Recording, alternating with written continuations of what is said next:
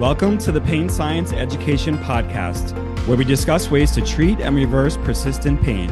I'm your host, Dr. Joe Tatta, a licensed physical therapist and founder of the Integrative Pain Science Institute, where we train practitioners on whole person pain care. This podcast also serves as a public health campaign to support those living with chronic pain. This podcast is for informational purposes only and is not intended to be a substitute for professional medical advice.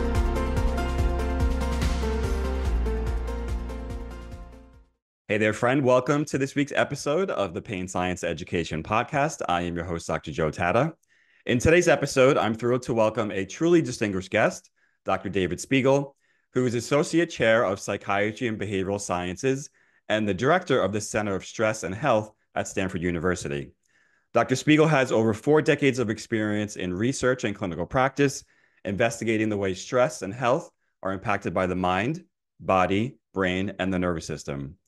On today's episode, we explore Dr. Spiegel's fascinating work on how hypnosis can provide a window into the mind-body connection and help with lasting pain relief. You'll gain insights into the mechanisms behind chronic pain, the therapeutic potential of hypnosis, and how the mind can play a powerful role in both managing and understanding chronic pain. It's a conversation full of science, practical insights, and groundbreaking perspectives on how health and wellness and pain can be better managed and reversed. Okay, without further ado, let's dive in and let's meet Dr. David Spiegel. Hi there, Dr. Spiegel. Thanks for joining me this week on the podcast. Thank you, Joe. I'm glad to be here with you. You have many decades of work in the field of hypnosis. Yes. Studying everything from chronic non-communicable diseases to cancer to chronic pain. We're going to cover many of those today. Yes. I think a good place to start is just give us a kind of an overview of, or maybe a understanding of how the view of hypnosis has changed from the time when you first started using it to kind of where we are today in 2024. Well, Joe, I'd say not enough. Hypnosis is the oldest Western conception of a psychotherapy. It's the first time a talking interaction was thought to have therapeutic potential, some 250 years old. And yet people still have serious misconceptions about it. They either think it's a stage show trick, or it's useless, or it's dangerous, or all three. What they don't recognize is the power that it has to help people better manage their brain to manage pain. The strain in pain lies mainly in the brain, as you know well. And hypnosis is a powerful way of helping people with it. And so it's, you know, the wonderful thing about it is that the worst thing that happens with hypnosis is that it sometimes doesn't work, but we're finding 4 out of 5 of our users of our Reverie app get immediate pain relief using hypnosis, and there are no side effects. And so if it doesn't work, it doesn't work, but most of the time it really helps. More and more practitioners are interested in using it. They're adding it to, kind of a clinical toolbox, if you will. Some are using it as their primary method in practice. What do you think's been the biggest advancement as far as the literature goes that has caused practitioners to really say, okay, I'm going to pay attention to this and read about it and, pursue training and start to use this in practice? Well, Joe, first of all, there's a science base that has developed over the last 50 years that, number one, shows what happens in the brain when people use hypnosis, that it has real effects in reducing pain perception. Same pain signals, use hypnosis, and people feel less pain when you use it. And secondly, we understand why it works, that we know about specific using functional magnetic resonance imaging and EEG. We can demonstrate how hypnosis helps resolve anxiety related to pain, but actually reduce the pain signals themselves. And so it's an evidence-based practice, and people like those. Yeah, and I've read some of your studies, those functional MRI studies, and of course we're perfecting those techniques and learning more and more every day. What can you tell us about what's happening in the brain as far as when someone is under hypnosis or being influenced by hypnosis? There are 3 main things happen, Joe. The first is that you turn down activity in the anterior cingulate cortex, the dorsal part of the ACC. It's like a C um, sitting on its ends in the middle of the front and back part of the brain. The dorsal part, the front part, is our alarm system. It's called the salience network. And it basically, when you hear a loud noise and you wonder what's happening, that's your salience network matching patterns and saying, this one doesn't match. There's something wrong. You better do something. So it keeps your guard up.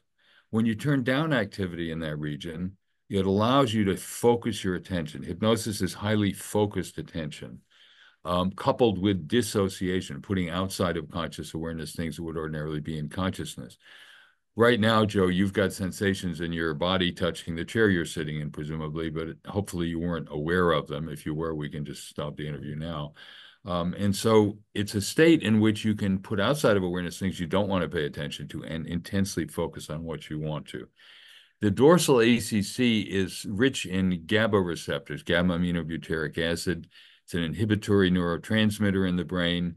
It's the target of benzodiazepines, anti-anxiety, and some anti-pain drugs, and sleeping pills use GABA to inhibit arousal and activity. And that's what you do with hypnosis. You've got your own little pharmacy store here in the dorsal ACC, and you can mobilize these inhibitory neurotransmitters. So that's number one, turn down activity into the ACC. The second is you increase functional connectivity. When one region is active, the other is between the executive control network, the dorsolateral prefrontal cortex, and the insula, which is a part of the brain also in the salience network that controls mind-body interactions. So it's when the brain tells the body to do something, it goes through the insula. And it's also a path for interoception. How does the brain perceive what's happening in the body? So you enhance connectivity between the brain and the body. Number three, there's inverse functional connectivity between the executive control network and the posterior cingulate cortex. That's what we call the default mode network. It's a part of the brain when you're not doing anything else, you reflect on who you are, what people think of you, how you're supposed to be as a person. I call it the my fault mode network. It's the part where you just think, what did I do wrong? And by inhibiting activity to the extent that the executive control network is active, you're actually able to try out being different. And so that's the part with hypnosis. So it really has to do with cognitive flexibility. We've done studies that show that people who are more hypnotizable are more likely to catch on to new ways of doing things, new ideas, and can try out being different. So the very thing that scares people when they went to that stage show and they saw the football coach dance like a ballerina is actually an opportunity. I don't like making fun of people, but it shows that people can try out being different and see what it feels like. And that is a great context for change. Yeah, moving in and out of different identities is something that we've explored on this podcast because it's important for people with pain. Yes, Oftentimes they're connected to this one sense of self, and yes. helping them in any way connect to a different sense of self or identity is really important. I love hearing about the neuroanatomy and the neurophysiology and the brain mechanisms. As you're talking about them, of course, it's really interesting, but what comes up for me is if we have such a rich evidence base on this, why do we have so many misconceptions that we encounter about hypnosis? And maybe you can kind of go through what those misconceptions might be. Well, the biggest one, Joe, is that hypnosis is a loss of control. Somebody takes over your mind and makes you do things. Now, we're social creatures. We're all susceptible of social influence. And if you wonder whether or not some humans can influence others to believe things that are patently false, just listen to the current political season and you'll kind of get the idea. But hypnosis is a state in which, yes, you're highly focused, so you can take on a new point of view intensely and see what you think about it and maybe put aside your usual preconceptions. That's what we call learning, actually.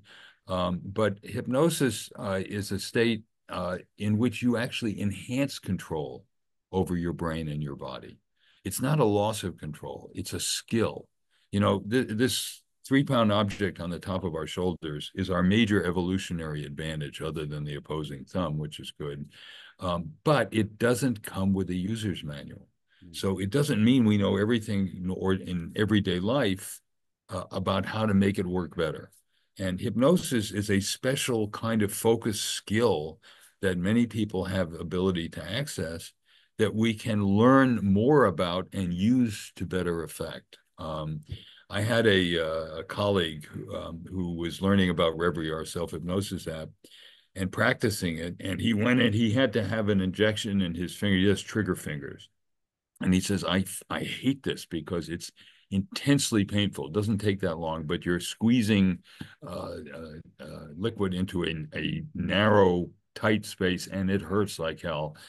And he said, so I tried the doing self-hypnosis, and I told my doc who was injecting me, I said, wait until my hand floats up and then make the injection.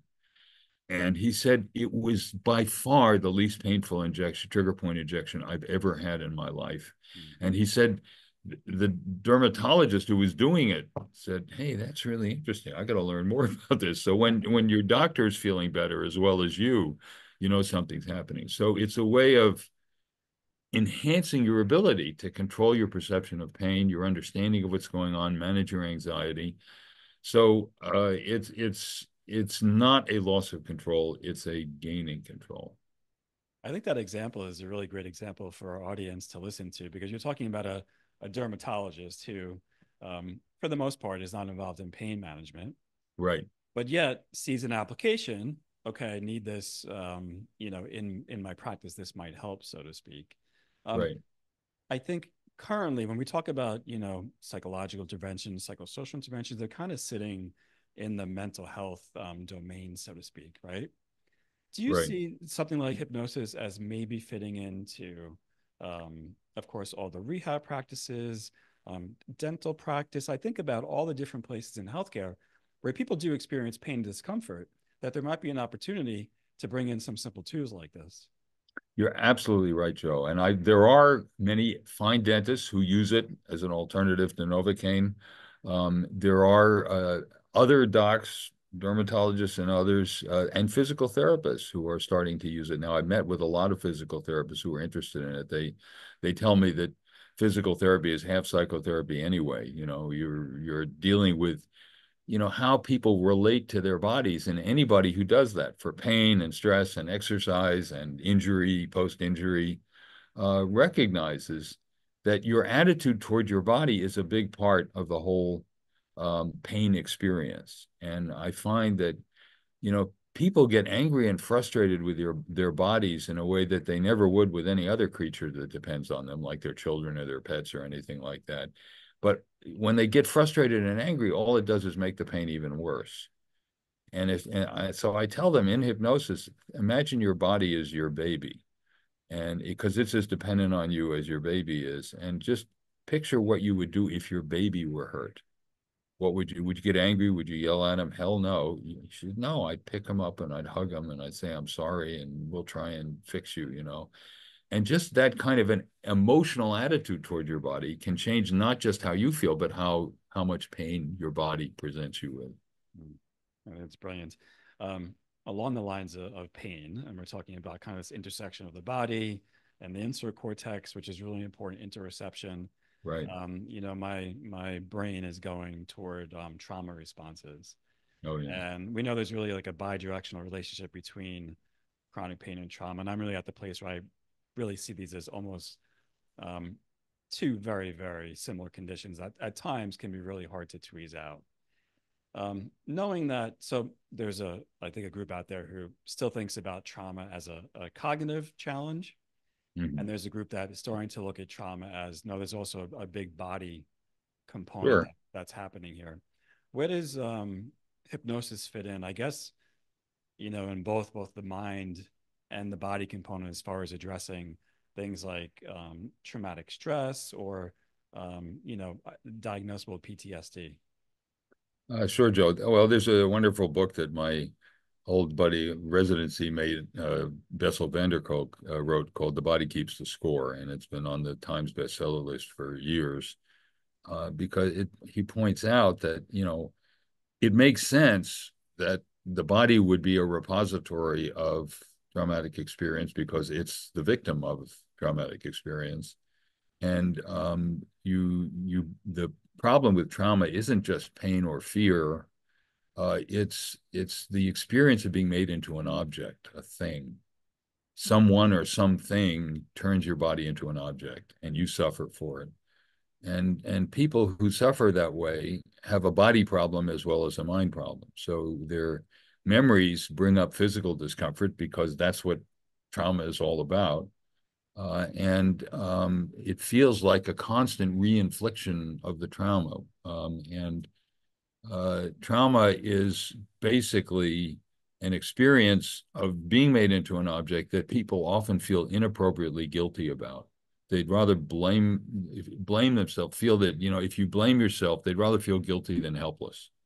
And if you somehow blame yourself for it, you can sort of imagine that you could replay the movie and it would come out different. If you'd just done this instead of that, when the essence of trauma is that you didn't have any choice over what was happening to you.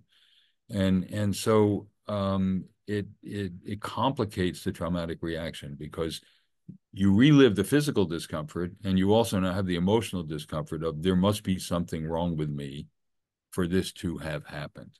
And it's even worse for children, of course, because children don't understand independent causation. So, I was a good girl. Why would this happen to me? When I was working in pediatrics, there'd be these kids who would be so sick and they just say, I've been good. Why am I having all this pain?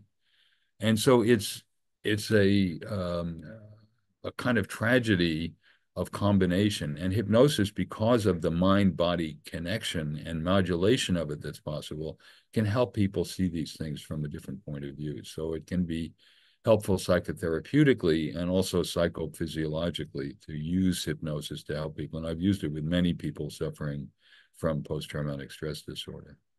Yeah, we know the insular cortex is like this sensor in your brain that helps you interpret, obviously, what's coming up from the periphery. It That's gets right. filtered, and as well that downward direction as well, which can be so important. I'm curious, I know you've done some work with updating the DSM-5 with regard Yes. to the trauma diagnosis and the criteria that's in there.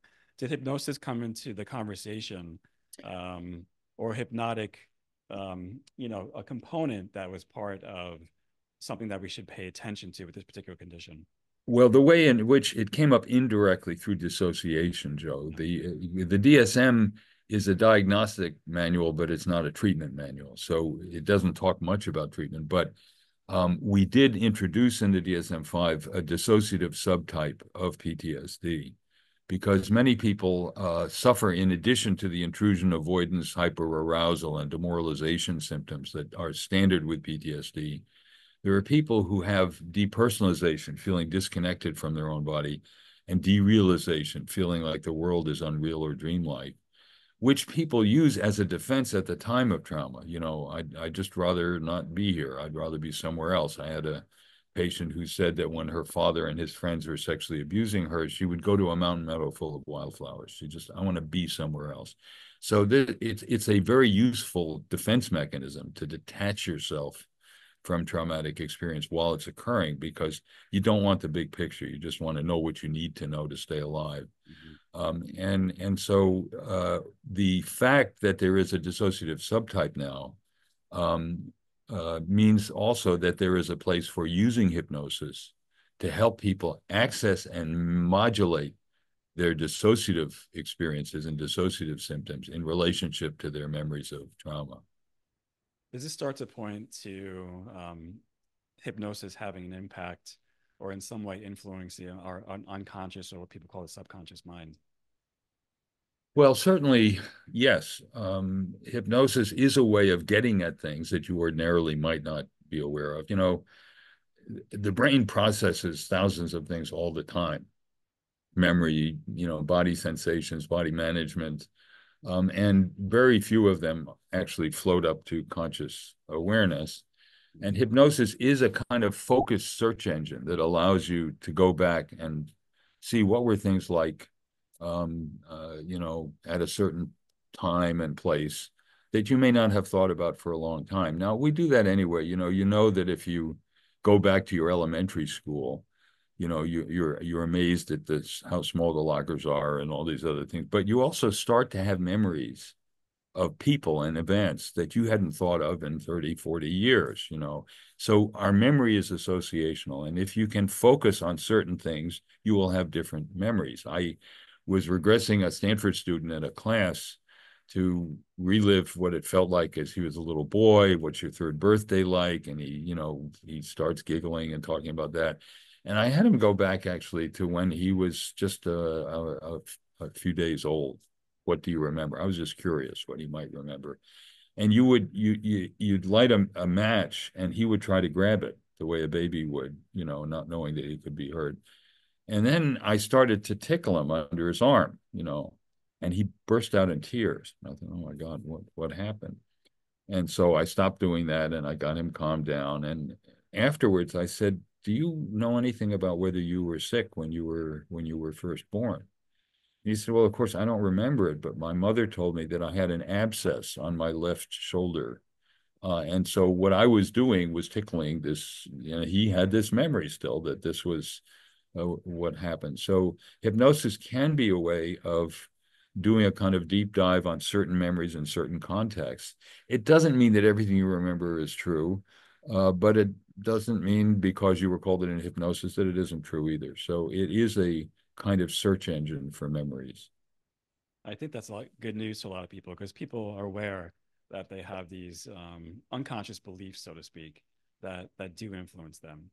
And some people have been able to work through that in various ways. Psychotherapy is one. Sometimes they just work through it in life. But I think when we talk about, the biopsychosocial model, the social influence on us can be really powerful. A lot of Yes. times, we subconsciously absorb that and we don't have an awareness of that.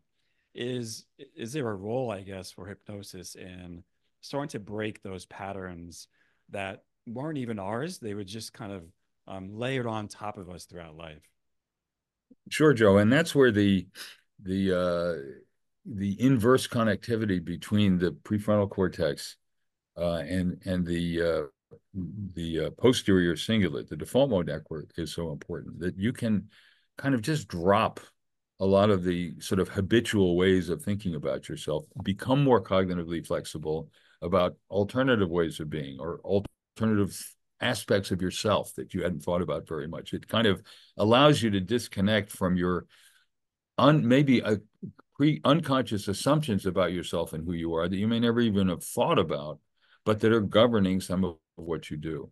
And it's a way of trying out what it would feel like to be different before you decide that you want to be. And that's a wonderful opportunity for therapeutic change. So we have this research base. Obviously, we have therapists, clinicians using it in practice. How would you like to see, like, if someone's new and they're curious, how would you recommend they start with something like this?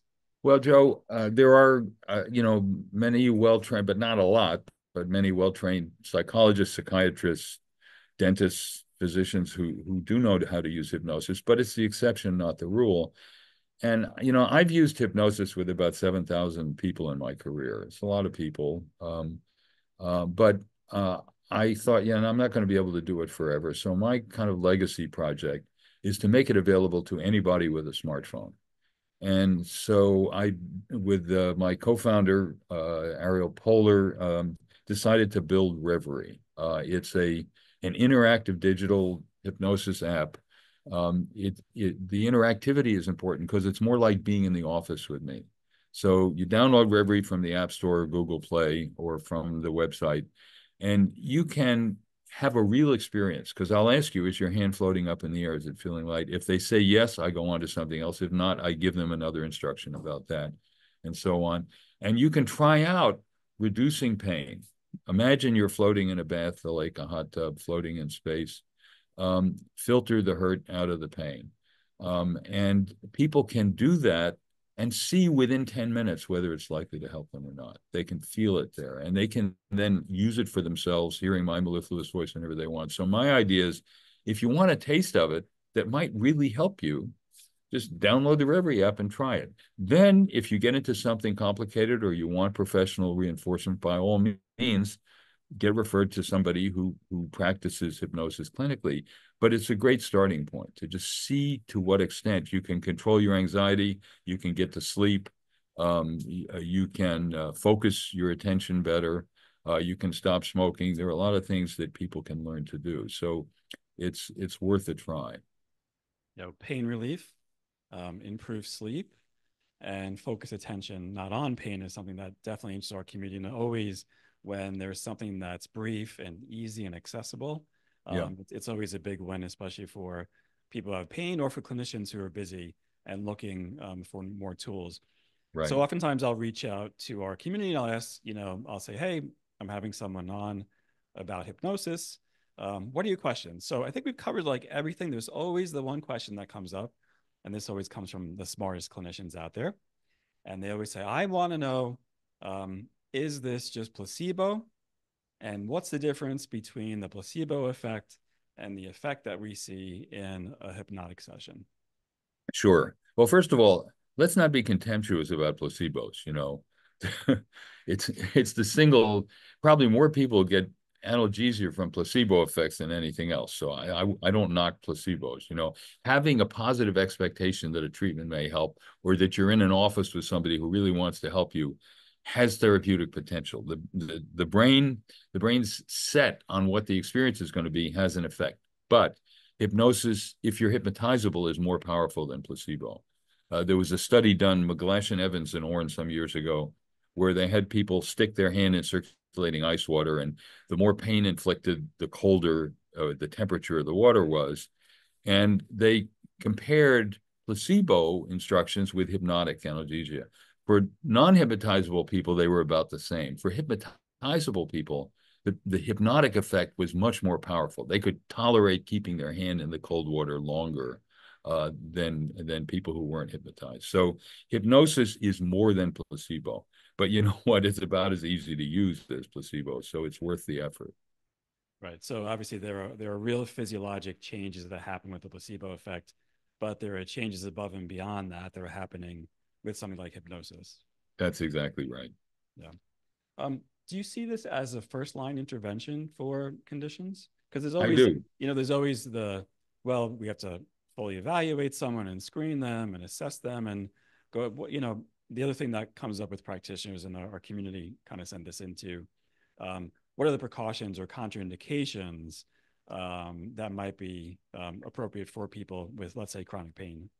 Well, look, you know, if you're having crushing substernal chest pain, you probably want to go to an ER, you know. So obviously, if it's sudden new severe pain, you probably want to have a doctor examine you and figure it out. And I do that in my practice. But at the same time, if you know what the pain is, or it's mild or minor, and if you learn that you have some ability to regulate how much the pain bothers you, you can at least live with it while you find out what else might be going on that can make it worse. And so I would say in general, it's a safe and effective thing to do if you don't have reason to believe that it's a really serious physical problem. And let's compare it with what the more common practice is. Opioids, OxyContin, and other drugs. There were 88,000 opioid overdose deaths in the United States last year. It is, you know, drug overdoses are a leading cause of death in young people. It's terrifying, and you're not going to do anything to someone with hypnosis that's anywhere near as dangerous as that. Right. So, you know, I understand the question, Joe, but if you ask the same question but said, well, maybe you shouldn't use, you know, opioids and pain control medications for pain before, you know, you find out what it is, people would say, what are you, cruel, crazy? You know, what is this? And yet they're far more dangerous than hypnosis is.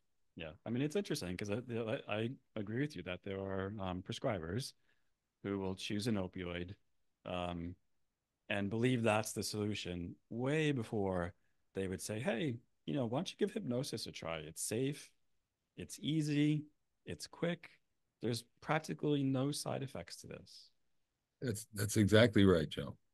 And you know, you try it. If it works, good. And 4 out of 5 people using Reverie um, find that hypnosis gives them instant reduction in pain. Yeah. I had a young woman who was 7 months pregnant and had really bad lower back disease, and they couldn't use opioids because she was pregnant. And they implanted a nerve stimulator. That didn't work. And she's so suffering with pain. And as the baby grew, of course, it got worse and worse. And I had her imagine in hypnosis, she was floating in a warm bath. That made her feel good. And if you think about it, so your brain gets in a certain state with a real pain problem when you're experiencing relief. And there's no reason why the brain can't get back into that state, even if you're not in the warm bath at the time. So she did, and her pain went from 7 out of 10 to 3. And I said, "How are you feeling?" And she looked angry. And I said, "What are you angry about?" She said, "Why in the hell are you the last doctor I got sent to instead of the first?" That's right. And she was right. She was right. So it should be a first resort, not a last resort. Yeah, I agree. We should be telling people or helping them understand that there's a pain relief stimulator in their body and it's their brain, and it's in many ways more powerful than anything we have yet to invent. Not that I'm very open to innovation in biomedical medicine, but I'm also extremely open to let's use the tools and resources we have that are safe, Right. that can help people. Yeah. So as we start to wrap up, people are going to want to know again about that website so they can Sure. access the app, and then how they can just learn more information about you and follow your research and work. Sure. Well, the website is www.reverie, reveri.com. And there's lots of information there about the scientific basis, our research, and how to access and utilize Reverie to manage pain and stress and anxiety and insomnia and bad habits like smoking. So my hope is that people will give it a try. We'll see what it feels like and see if it can help them, because it's easy. We've made it as available as we can make it, and it can go along with other treatments. It can replace other treatments if you're lucky, and that's a good thing. So I encourage people to try out hypnosis. Try it, you'll like it. You can try out being different and feeling different. And you make a very good point, Joe, and Reverie reinforces this, that the brain is not just the sort of, involuntary reporter of physical discomfort. It also is a manager of discomfort, and it's an opportunity to experience it, but also to modulate it. And so your brain is your friend, not your enemy when it comes to pain, and hypnosis can help you do it. Well said. I want to thank Dr. Spiegel for joining us on this week's episode of the Pain Science Education Podcast. You can find all the links that he mentioned, including the one to Reverie, on the website at the Integrative Pain Science Institute.com. Of course, please make sure to share this episode with your friends who are interested in safe and effective non-drug and non-invasive treatment for chronic pain. You can find me on Facebook, LinkedIn, Twitter, as well as Instagram. Tag me there, and I'll be sure to be social and tag you back. I'm Dr. Joe Tatta. We'll see you next week. Thank you very much, and keep up your good work on pain science education. Thank you for listening to the Pain Science Education Podcast. To subscribe to the podcast and learn more, visit integrativepainscienceinstitute.com. That's integrativepainscienceinstitute.com. Sign up to receive weekly updates and learn about our continuing education courses. If you enjoyed this episode, leave us a review on your favorite podcast platform and share this episode with your friends. Please join us next week as we share more science-backed solutions for treating and reversing chronic and persistent pain.